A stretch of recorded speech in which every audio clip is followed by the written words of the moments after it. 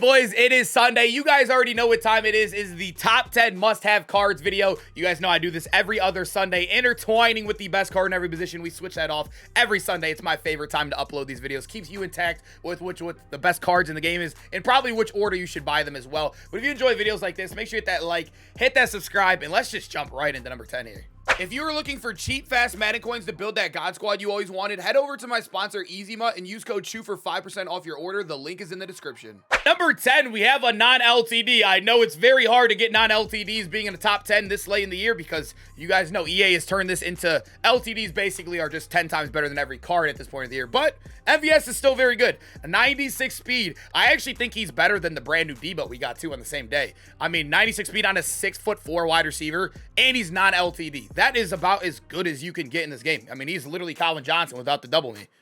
Literally the exact same card, basically, right? Just a 1 inch shorter, way cheaper. He's a dog in the game. I mean, great stats across the board. He does have 89 catching, which I haven't noticed yet. He's going to be fine out there. But if we move over here, really no crazy abilities. It's really hard for any wide receiver to get ability worth running anyways. I think people with the saved AP are starting to use offensive line abilities now because, as you guys know, the X factors are becoming popular on the D line. So a guy like MVS, you're running stock anyways. The stats right here is really what you're getting. 6'4", fast, good stats. MVS is definitely a dog. And like you can get it for free too at the end of the pass. He's a dog. Moving over to our number 9, we have another non-LTD. Things you like to see. And I actually think Adly is the best corner in the game. Over Night Train Lane, over Mel Blount, over Charvarius Ward. I still think he is the best. It's crazy they gave him the best ability stack and not the other guys, which makes no sense at all. But hey, I'll take it. Cheaper, easier to obtain for literally everybody in the community. So I guess Herb Adderley will stay there as the number 1 corner for me. 6'1", good height. It's not Mel Blount at 6'3", but I'll take abilities every day. He also is very, if you're running 70-70 theme team, 99 speed is very obtainable for you right there too. He has great man, pursuit, play rec, everything. But the reason why I have him as the number 1 corner in the game, and I think everybody else does, is if you come over here, boys, deep zone KO. Mel Blount doesn't get this. Night Train Lane doesn't get this. Like I said, Ward, none of these guys get this ability. This is the best ability in the game right now in defense. Deep zone KO. It is deep out and deep in built into one. And guess what? He also gets pick artists for free in the other slots. I mean, it's crazy that the LTDs didn't get that. I'll take it though. Like I said, I mean, Herb Adderley is a dog. He should be on everybody's team, especially with how obtainable some of the 92s are to build this set and you could snipe them.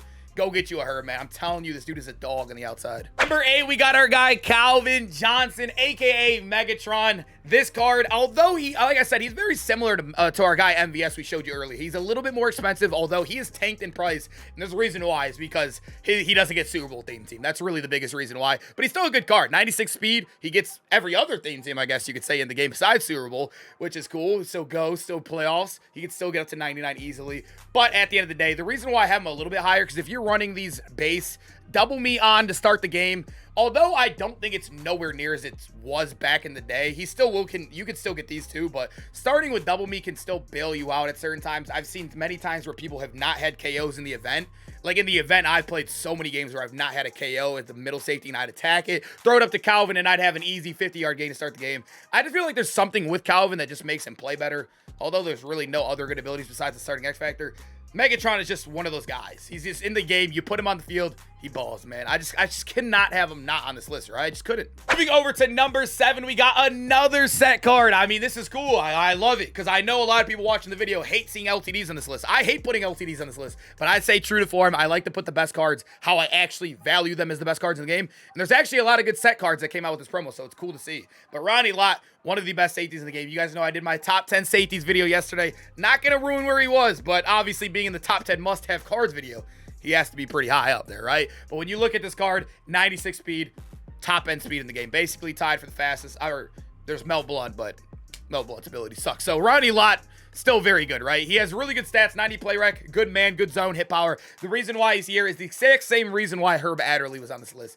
Deep zone KO, and also pick ours for free. You could honestly like definitely argue Herb is a little bit more valuable because he has the best stack as a corner, and there's other safeties that get the stack, like Jair Brown also gets a stack.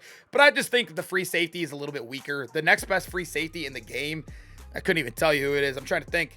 I did the video yesterday and I can't even think. I don't know. I mean, Ronnie Lott's definitely number 1 in his position. He has to be up here. Now we move over to number 6. Yes, we have 3 wide receivers on this video. It's hard because I didn't want to include running backs because I think there are too many good ones right now. The X Factors kind of counter out like Terrell Davis and CMC in my opinion. I don't think any of those guys are must have to die for cards right now. I think these wide receivers though, the top 3 are amazing. Calvin, Plex, and also, who do we have? MVS, the tall wide receivers. We are starting to get height on our wide receivers. It's a big deal. I think Plex is the only reason why I have him over Calvin, despite being the same height and not getting the same starting X Factor, is because he gets the best team in the game. I know that might be a little bit cheating. I normally don't base these off theme teams, but this year is a little bit different than other years of rankings, right? They have made promo theme teams the biggest, baddest thing in the game. They're always the best at all times when they're technically getting new cards. So a guy like Plaxico, I have to put above Calvin, right? I mean, this 6'5", 232 pounds. He is huge out there. And then obviously, ability-wise, you could put the lighted up on him. I don't recommend wasting it on a wide receiver, but like I said earlier, really nothing crazy on these cards. I mean, you could get evasive, but yeah, base card, that's all you're running on him. Just throw him on your team like this, put the chem on him. He's insane, man. I love Plex. It's so hard. I might have to get rid of him, though, because I'm recording this on Thursday, technically, and I'm going on vacation, so I don't know if I should hold on to him for the weekend when I'm not going to be playing. At number 5, we got our guy, Big Warren Sapp, and you guys know I had to include the X Factors on this. I mean, the X Factors are absolutely taking over the game right now, and out of them, there are 4 X Factors now. You got to think about it, right? We got Matabike, we got Warren Sapp, and then we have Karlaftis and also Reggie White. I only included 3 on this list, and I know this is spoiling, whatever, it's all right. You guys probably already knew it anyways, they're coming. But the reason why I included 3 is because you can only have 3 at a time. So I didn't want to put Matabike at the bottom because it felt unfair. So I put the guys I think are the top 3 in there.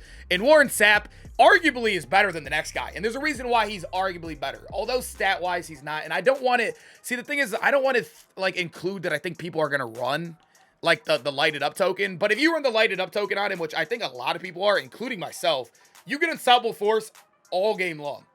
All game long. You have the X Factor on all game long. You also get this ability right here, which is, it's not as good as it was last year, I would say. Last year, it had like way more lunge distance, I swear. But it does tackle the X Factors on first attempts, which is really, really cool to see. But Warren Sapp, I mean, just having the X Factor alone has to be on this list. He's always a guy that plays way above his stats too. Dog, man. He is a dog. I know I call everybody a dog, but it's a top 10 must-have card list. You got to be a dog to make this list. Now moving over to our number 4 slot, we got Reggie White. And like I said, I definitely could see the argument of going Warren Sapp over him, but I feel like Reggie White was one, even now, even with the guy like above him, I feel like Reggie White is the one that performs the best technically. This dude, I don't know if it's his coding, it's his build, or what it is, but he literally lives in the backfield.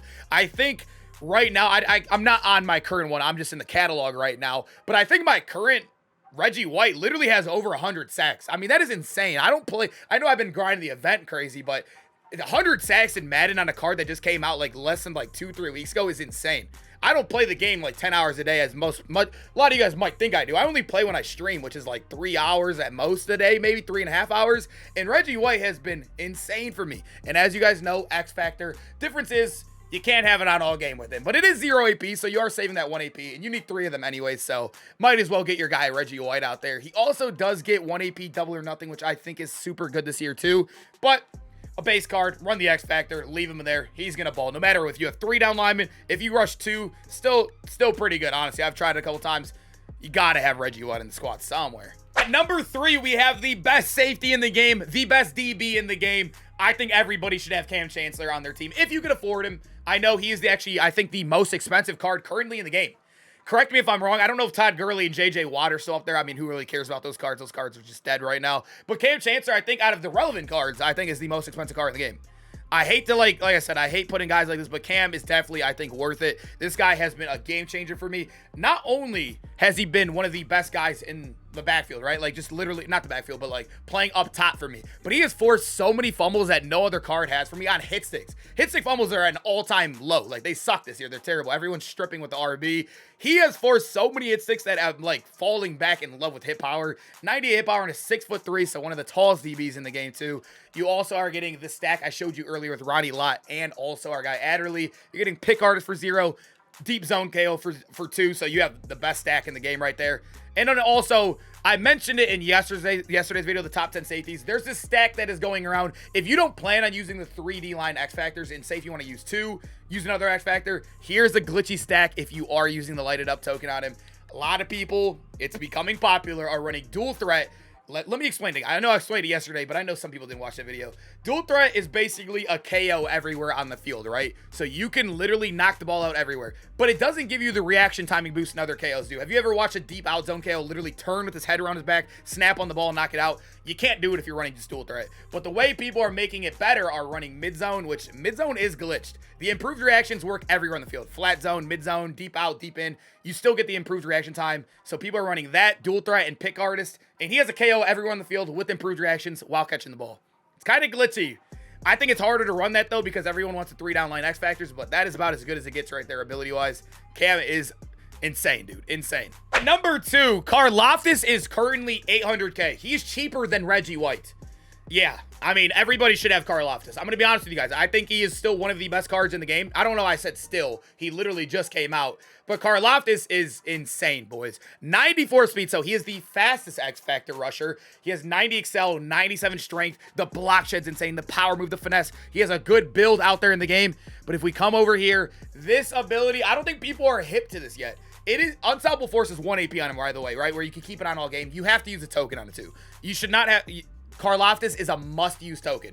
A must-use. Same thing with Sapp. Is a must-use token. There's no other player in the game that is worth more than Karlaftis.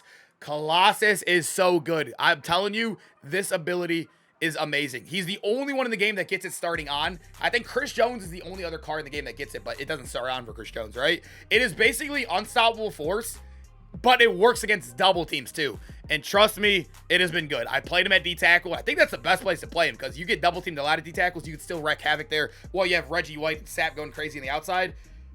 Insane. Absolutely insane. And also, he does get 0 AP El Toro. You could run the 1 AP double or nothing right here too.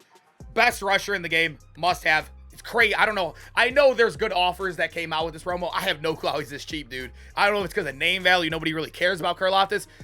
Please put the name value aside, boys. This is a must have. At number 1, I'm still going with the best quarterback in the game. I know Patrick Mahomes just came out. I know we got a Brock Purdy. But as you guys know, Doug Williams is currently the GOAT. And I think everybody, even on my Mahomes video, everybody was still commenting, we're sticking with Doug. Everybody in the YouTube or everybody in the Twitch chat as well, it was all saying, we're sticking with Doug. We're sticking with Doug.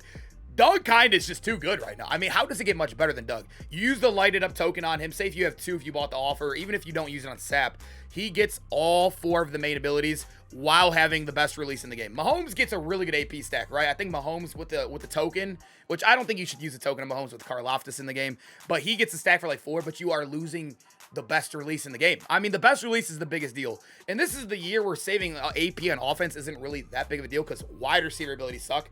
X Factors cost 0 AP. Running back abilities really suck besides Jukebox, and you don't need it. I guess offensive line is the only really abilities you're using it on, right? So a guy like Doug, you want the best release in the game. I mean, even if you're spending all 8 AP on him, I still think he's insane. Like I said, I don't got to really explain. You guys already know what Doug is. Quarterback 1. I think most people would agree with it. I think everybody in the video, everybody in the Twitch chat, everybody agree with it. I thought it was maybe just me, but I've noticed everybody's still rocking with Doug, man. Quarterback 1, card number 1 in the game. Everybody go get Doug. Boys, hope you guys enjoyed the video, man. Top 10 must-have cards. Let me know how many out of the top 10 do you have on your squad. I honestly got to sell a couple of these cards. I mean, these guys are getting out of hand. I think our coin stack is the lowest it's ever been this year so far. But at the end of the day, this theme team is so fun to run. The new Super Bowl cards are great, and a lot of them made this top 10, as you saw. But I hope you guys enjoyed the video. I hope to see you guys in the next one. Peace out, boys.